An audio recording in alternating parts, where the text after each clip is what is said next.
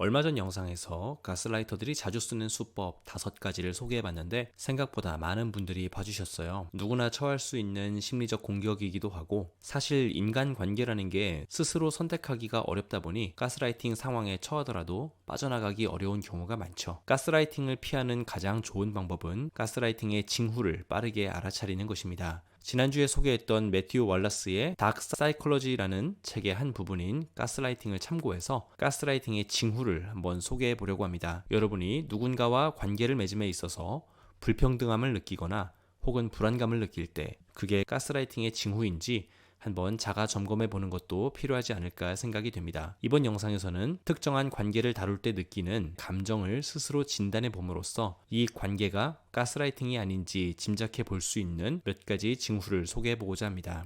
저자는 가스라이팅을 당하고 있는 사람에게서 관찰할 수 있는 심리적 징후를 여러 가지 소개하고 있습니다. 그 중에서 오늘은 5가지 정도만 추려내서 소개해 보려고 합니다. 첫째로는 내가 너무 예민한 것일지도 몰라 하고 스스로를 의심하는 것입니다. 분명히 상대방의 행동에서 불만을 느끼고 있지만 한편으로는 내가 너무 예민한 것일지도 모른다고 자기 감정과 느낌을 의심하는 것은 대표적인 가스라이팅의 징후라고 합니다. 상대방의 거짓말이나 뻔뻔스러움 또는 완고한 고집을 불편하게 여기면서도 그 사람이 그렇게 나쁜 것은 아니라는 생각을 함께 하게 된다고 합니다. 경우에 따라서는 상대방으로부터 버림을 받을 것이 두려워서 강경하게 대응하는 것을 피함으로써 이런 상황이 점점 가속화되기도 한다고 합니다. 어떤 의미에서는 강하게 대응하는 걸 머뭇거리는 자기 상황을 설명하기 위해서 본인이 너무 예민하거나 민감하게 반응하는 것이라고 결론 짓기도 한다고 합니다. 무언가 혼자서 결단하기 어려운 것은 가스라이팅의 두 번째 징후라고 합니다.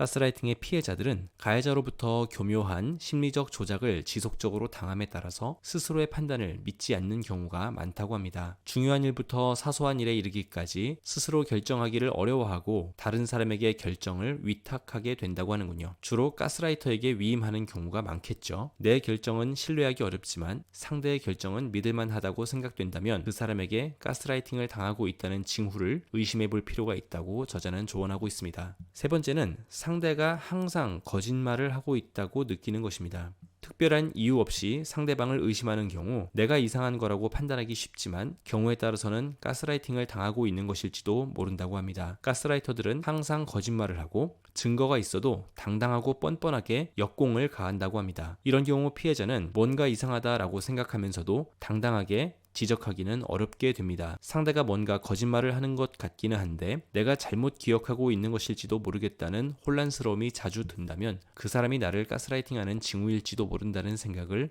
해볼 필요가 있을 것 같습니다. 네 번째는 상대가 나를 자주 비판하는 느낌이 든다는 겁니다. 넌 너무 예민해 또는 별것도 아닌 걸 가지고 왜 그렇게 일을 크게 만들어 또는 너는 왜 이렇게 매일 준비성이 부족해 등등 상대방이 나를 자주 비판하고 야단치고 혼낸다면 그것은 의식하든 의식하지 않든 가스라이팅일 가능성이 많습니다. 특히 평등하지 않은 연인 관계에서 이런 일이 많이 발생할 수 있는데 관계의 기울어짐이 고착되면 그것에 익숙해지게 되면서 비판하는 쪽이나 비판당하는 쪽이나 무뎌지게 되기 쉽습니다. 가스라이터들은 피해자의 사소한 실수까지도 비판하고 경우에 따라서는 훈계도 서슴지 않는다고 합니다. 나는 상대에게 별 지적을 하지 않는데 상대는 나를 자주 지적한다면 일종의 가스라이팅을 의심해 볼 필요가 있다고 합니다. 마지막으로 상대방을 대할 때 불안하고 조마조마한 느낌이 자주 든다는 겁니다. 이 역시 네 번째 징후와 이어지는 부분인 거죠. 가스라이터는 본인의 실수는 축소하거나 부정하는 한편 피해자의 사소한 실수로 인해서 본인이 조금이라도 피해를 입게 되면 그것을 크게 부풀려서 피해자가 굉장히 부주의하거나 어리 빠진 것처럼 규정하고